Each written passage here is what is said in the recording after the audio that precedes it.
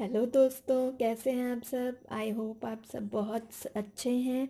मैं भी अच्छी हूँ। आई नो कि मैं बहुत टाइम के बाद वीडियोस लेके आई हूँ, बट इस टाइम बहुत अच्छे अच्छे क्वेश्चंस लेके आई हूँ जो कि बहुत ही बेनिफिशियल हो गए आपको एग्ज़ाम्स क्रैक करने में।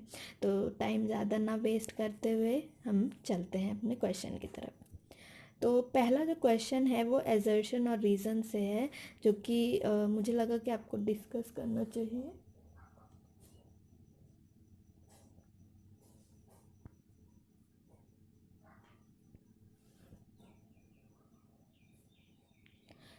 हमें एजर्शन में दिया हुआ है, the MNCs had deeply entrenched themselves by the time union realized the role of MNCs in spreading capitalism. And reason क्या दिया है, for a pretty long time the international trade unions did not consider the MNCs as their natural opponents. अब हमें ये बताना है कि assertion और रीज़न, यहाँ पे चार ऑप्शन दिए हुए हैं कि आपस में मेल खाते हैं नहीं खाते हैं, एजर्शन सही है रीज़न गलत है, या रीज़न सही है एजर्शन गलत है, या दोनों सही हैं। तो हमें कैसे पता चले, जब तक कि हम एजर्शन और रीज़न को डीपली नहीं समझेंगे तब तक हमें नहीं पता चलेगा। तो चलिए मैं हिंदी में इसका मतलब बता देती हूँ आपको। यहाँ पे बोला गया है कि जो बहुराष्ट्रीय मतलब एमएनसीज उस समय तक गहरे तक प्रवेश कर चुकी थी, जब तक पूंजीवाद फैलाने में उनकी भूमिका को मजदूर संघ जो यूनियंस हैं समझ पाते, तब तक एमएनसीज अपने पैर जमा चुकी थी पूंजीवाद फैलाने में, कैपिटलिज्म फैलाने में। अब कारण दिया हुआ है कि काफ़ी लंबे समय से अंतर्राष्ट्रीय मजदूर संघों ने बहुराष्ट्रीय कंपनी को अपना प्राकृतिक विरोधी नहीं माना था। वो उन्होंने अपना ओपोनेंट नहीं माना, तो उसका फ़ायदा उठा के जो कंपनियां थी उन्होंने कैपिटलिज्म फैलाया, और जो यूनियंस थे वो नहीं समझ पाए। तो अब यहाँ पे जो चार ऑप्शंस दे रखे हैं, अब यहाँ पे देखिए एजर्शन में क्या बोला है कि जो एमएनसीज हैं deeply entrance themselves by the time trade union realise their role in spreading capitalism. Reason क्या बोला है, अब ये है कि रीज़न क्या एक्सप्लेन करता है एजर्शन को, तो बिल्कुल करता है। और दोनों जो हैं वो करेक्ट हैं, जो एजर्शन और रीज़न दोनों करेक्ट हैं, क्योंकि अच्छे से एक्सप्लेन कर रहा है। क्योंकि जो बहुत समय से जो इंटरनेशनल ट्रेड यूनियन, जब क्योंकि उन्होंने एमएनसीज को अपना नेचुरल ओपोनेंट नहीं माना, इस वजह से एमएनसीज ने अपना कैपिटलिज्म फैलाने में एकदम मतलब अपना पैर वहाँ पे जमा लिए। जब तक कि यूनियन समझ पाते उन्होंने सब अपना काबू कर लिया था। तो ये इसका मतलब कि दोनों अच्छे से एक दूसरे को एक्सप्लेन कर रहे हैं, और both A R right and R explains A. Okay, अगर आपको नहीं समझ में आता है तो आप मेरे कमेंट सेक्शन में कमेंट कर सकते हैं। ओके गाइस, तो चलिए सेकंड क्वेश्चन की तरफ हम चलते हैं। अब सेकंड क्वेश्चन है कि the human resource planning is a, human resource planning क्या है। पॉजिटिव प्रोसेस है, नेगेटिव प्रोसेस है, रिएक्टिव प्रोसेस है, प्रोएक्टिव प्रोसेस है। तो सबसे पहले अगर आप कोई भी टॉपिक, अगर कोई क्वेश्चन करते हैं तो उसको ह्यूमन रिसोर्स प्लानिंग सबसे ज़्यादा कि कॉन्सेप्ट समझिए कि कॉन्सेप्ट क्या है। अब आप मुझे कमेंट सेक्शन में बता सकते हैं कि ह्यूमन रिसोर्स प्लानिंग है क्या। ठीक है, अपने वर्ड्स में आप बताइए ह्यूमन रिसोर्स क्या है। तो यहाँ पे देखिए, in the process of human resource planning जो man power requirement is evaluated by taking all the work related task into consideration. जब ह्यूमन रिसोर्स प्लानिंग की जाती है तो मैन पावर रिक्वायरमेंट को इवेलुएट किया जाता है, और सारे जितने भी टास्क हैं वो ध्यान में रखा जाता है। तो ये क्या है, प्रोएक्टिव, क्योंकि इसमें जो हम एस्टिमेट करते हैं मैन पावर कितनी चाहिए, और फ्यूचर और करंट प्रोजेक्ट को ध्यान में रखा जाता है। तो प्रोएक्टिव मतलब कि हम काम करने से पहले हमें ये सोचना होता है कि वो मैन पावर कहाँ से आएगी। मैन पावर मतलब जो लेबर्स होते हैं, लेबर की रिक्वायरमेंट कितनी है। ठीक है, तो हम काम तो देखते हैं, लेकिन मैन पावर रिक्वायरमेंट इसमें ध्यान दिया जाता है, इसीलिए इसे प्रोएक्टिव प्रोसेस कहा जाता है। तो यहाँ पे आप देखिए, ये जो डी है ऑप्शन, दिस इज करेक्ट। ना फेदर बेडिंग, एक एक एग्जाम में ये क्वेश्चन आया था कि what is feather bedding, feather bedding क्या है। तो सबसे पहले आप चार ऑप्शन देखिए। The prevalence of the work rules which permit employees to be paid for work they do not perform, the practice of hiring local people as a sons of the soil policy, The practice of providing mattresses as a welfare measure to the employees in the winter season for taking rest. The practice of hiring people belonging to rural areas only.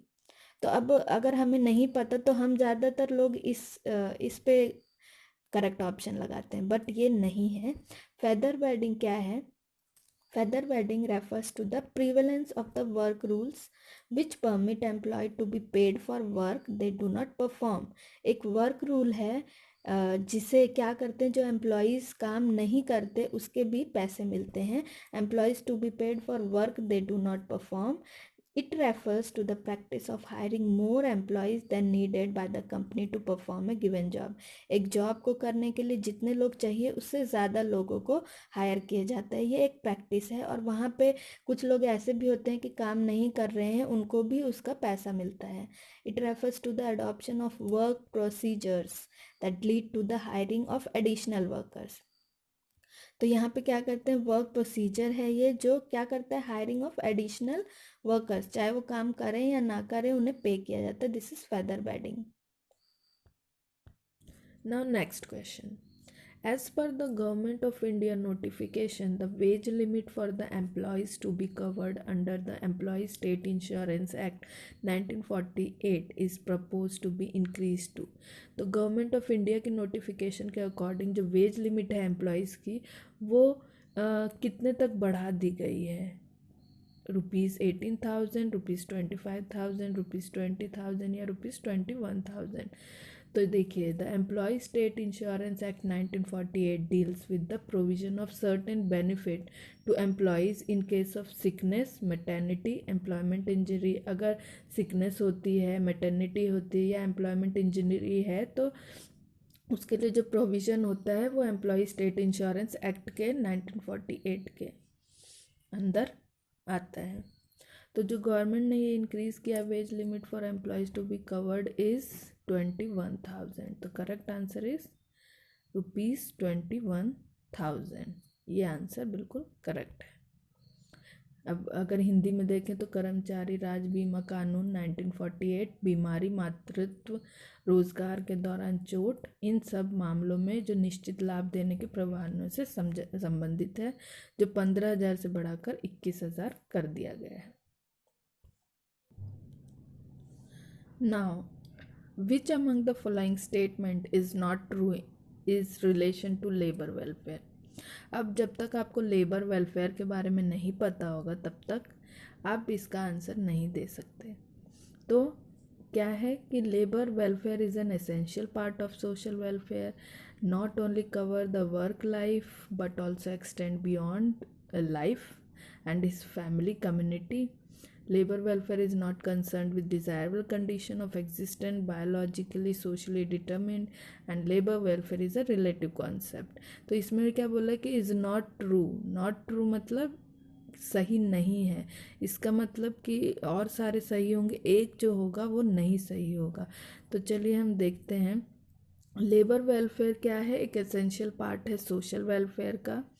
Labour welfare ना तो सिर्फ cover करता है life of workers in the factory, लेकिन उनकी family, उनकी community, उनका insurance cover, ये सब, उनकी डिसेबिलिटी कंपनसेशन सब देता है. Labour welfare is concern with desirable conditions of existence, biologically, socially determined, and जो कैंटीन्स हैं, ड्रिंकिंग वाटर है, लंच रूम है, ये सब कवर करता है. Labour welfare is a relative concept, relative in time and place. तो यहाँ पे आप देख सकते हैं कि लेबर वेलफेयर इज़, ये तो करेक्ट है यहाँ पे, पार्ट ऑफ सोशल वेलफेयर. उसके बाद labour welfare not only cover the work life of worker in factory but also extend beyond this, तो ये भी सही है. And labour welfare is not concern with socially determined existent, biologically determined. तो यहाँ पे देखिए, labour is concerned desirable condition of existence, biologically, socially determined, facilities like canteen, drinking water, lunch room. तो ये सब ठीक है, सिर्फ ये नहीं सही है, ये भी वहाँ पे हमने पढ़ा है. तो इसका मतलब कि ये 3 सही है. This is not true. Okay. तो अगर हम हिंदी में बोलें, श्रमिक कल्याण सामाजिक कल्याण का एक आवश्यक हिस्सा है। श्रमिक कल्याण न केवल अपने क्षेत्र में किसी फैक्ट्री में कर्मचारियों के जीवन को शामिल करता है, बल्कि इसके पार जाकर उसके परिवार समुदाय को भी इसमें शामिल करता है। उनका कवर, उनका बीमा कवर, उनके विकलांगता की क्षतिपूर्ति, उनका परिवार, और उनके ये सापेक्ष संकल्पना है जो समय और स्थान के सापेक्ष है। सिर्फ ये वाला जो था वो उसमें नहीं था। श्रमिक कल्याण अस्तित्व के आशानुरूप परिस्थितियां से भी संबंधित है, और वहाँ पे लिखा था नहीं संबंधित है, नॉट कंसर्न्ड। तो जो करेक्ट ऑप्शन है वो सी है, ये वाला नॉट ट्रू है। तो इसी तरह के और भी क्वेश्चंस मैं आपके सामने लाऊंगी। अगर आप मुझे ज़्यादा से ज़्यादा फॉलो करें, मुझे सब्सक्राइब करें, मुझे लाइक करें मेरे चैनल को। तब तक के लिए have a nice day. Thank you.